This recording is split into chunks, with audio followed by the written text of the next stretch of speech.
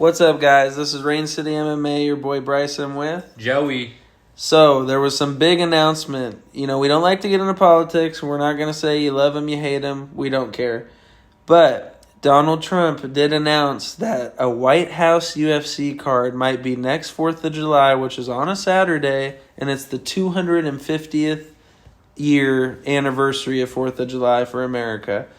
I mean, that's pretty sick. What do you think? Do you think it will actually happen, or is this just gibberish and he might have just said it? It could be a little bit of both. It could be either it does happen on White House grounds or not, but I do think regardless of the case scenario, it will happen in D.C., and we will see a lot of American fighters. And not to be like that, but I hope it's like American versus British fighters. We have enough in the fucking testing pool. We have enough fighters, ready to fight that are also of both of those origins. So, I do think he was hinting at something there. If it doesn't happen on White House grounds, that's one thing. But I do think a fight happens in D.C. on July 4th next year. Yeah, when I saw he said it, I was really not sure. I'm like, oh, this might just be Trump saying something. But, man, when I saw the UFC and Dana White repost this thing, I was like, oh, there might be some merit to this claim here. Now, I do think it's going to be hard to get a venue there, whether it be outside, inside. We're talking about the President of the United States. The security is going to have to be next level. So we'll see if it happens. But like Joey was saying, an American-British card would be good. I've seen a lot of concepts go out. I think people are getting a little too ahead of themselves with how stacked the card will be. There even might be a made-up belt and it turns into a fight night if they can't make a big enough octagon, because they are talking about outside. Guys, July in D.C., I've never been there, but I've seen the weather. It's going to be hot. That affects the fighters. I've seen one person throw this out there, and I love it. Imagine Colby Covington, Michael Chandler for a USA belt. That'd be fire. That'd be interesting. All right, guys. We're doing our UFC awards. It's halfway through the year, man. And we're going to start off with our male fighter of the year. Bryson, who do you think is your male fighter of the year halfway through? You know what's crazy? I actually think it's between two Georgians. I think it's between Ilya and Merab.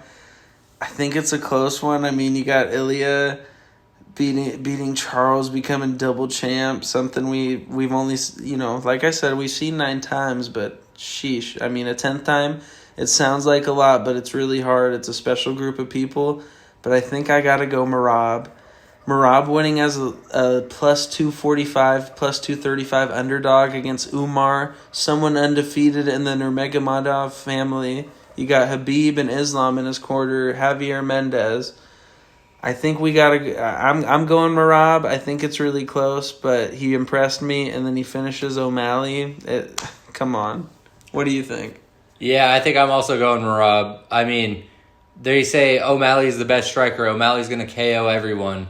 He's done the who's who of the division. He's knocked out Aljo, this and that. Well, okay, so O'Malley had a bum hip the first fight. He lasts 5 rounds. And then the next fight, O'Malley doesn't even last over 3 rounds. O'Malley gets subbed. 1, that shows improvement on Merab's game, even with a healthy O'Malley. And 2, it just shows O'Malley's star power wasn't really what it was said to be by Dana and the whole UFC. Our next award is Female Fighter of the Year so far.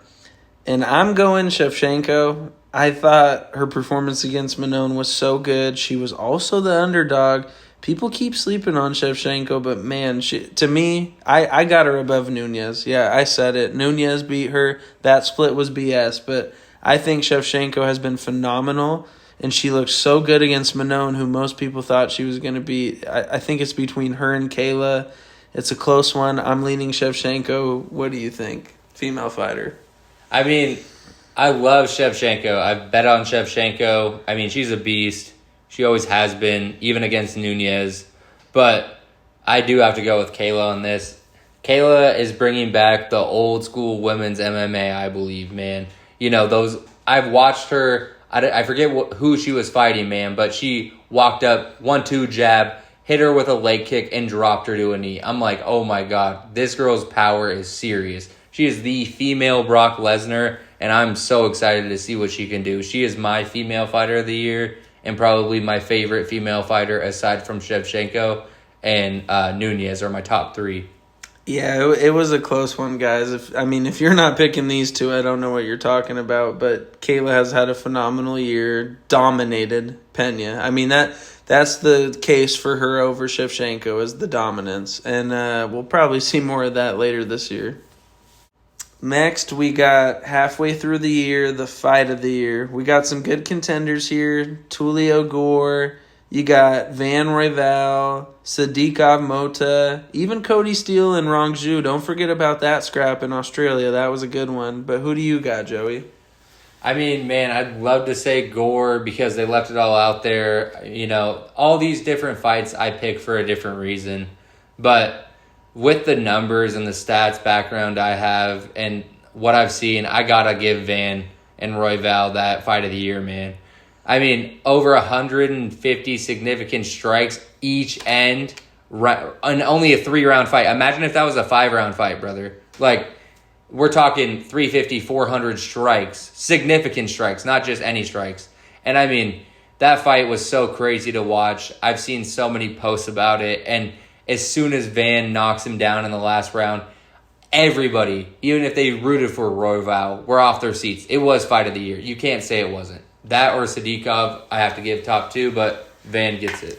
Yeah, a lot of good ones so far this year. We've had some good scraps. I'd also have to agree, Van Royval was crazy. If you weren't jumping out your seat when Van knocked Royval down in the 3rd round, everyone was screaming. Everyone was crazy. I love when Anik and them are like, oh, everyone's up on their feet, and people were screaming and cheering, just wanted blood, wanted someone to get hurt. And that fight was it. And also the implications. The fights we named, those guys are all unranked for most part. And Van Royval, this was a number 1 contenders fight. This is who's fighting Pantoja on the same card. So you got to give it to Royval Van. But compliments to all the other fighters out there in those fights. It's been a great year, and I'm sure we'll get some other great ones these next 6 months. Next, we're doing our Rising Star. We're going to do male and female. Male guys we're doing first. It's so obvious. It got to be Joshua Van. He takes on Reita Sura, takes his O away from him, knocks out Bruno Silva in the 3rd round, and then just beat Brandon Royval, and now gets a title shot. If there's anyone else you're picking, it doesn't make sense. It's Joshua Van, and we're here for Van Dam time. Who you got? If it's not Van, then I don't know what you guys are smoking, but I need it. No one's been more active than him. He even got that KO, which, in recent times, he was criticized for, he's a decision machine. Well, he just proved all the haters wrong. And now he's getting a title shot against Pantoja. Come on, man. He just fought Royval in, the fight of the year. He's about to beat Pantoja. That's a hot take, people may think, but hey, I can't wait to see it, and I can't wait to see my boy with that belt around his waist. And not to mention, with the Rising Star, quite literally, he will be the first guy from the 2000s to fight for the belt, guys. It got to be Joshua Van. And like Joey said, we will be picking him against Pantoja, and we are here for Van. So for the next one, guys, we got the Rising Stars for the females, and I got to give it to Natalia Silva. I know a lot of people love Alexa Grasso. I do too. But Natalia Silva 30-27 to Alexa Grasso and made her look silly. If you don't think Natalia Silva is the next Rising Star and isn't going to fight for a title soon, I don't know what you're on. Because watching her fights is kind of like, a Kayla Harrison fight. She's so dominant in the cage, man. She looks so comfortable. Her feints, she just dominates people. What do you think, Bryson? Man, she's 28 years old, guys. 28 years old, undefeated in the UFC, just beat the former champ Alexa Grasso. It got to be Natalia Silva. And as much as I want to see Weili and Shevchenko, part of me feels like Natalia Silva and Shevchenko has to be made before that. I don't mind either way. But, man, Natalia, if there's an interim belt, she's going to win it. This girl is going to dominate for years to come. Her kickboxing, the way she goes in and out, super speed. this year she's beating Garasso. We're talking about this year, but man, she's beating on Andrea Lee, Viviana Araujo, Jessica Andrade, and now Garasso, former champ. Same card as Shevchenko too. I mean, you got to give it to her. Natalia Silva is going to be our girl, and she will be a former champion one day.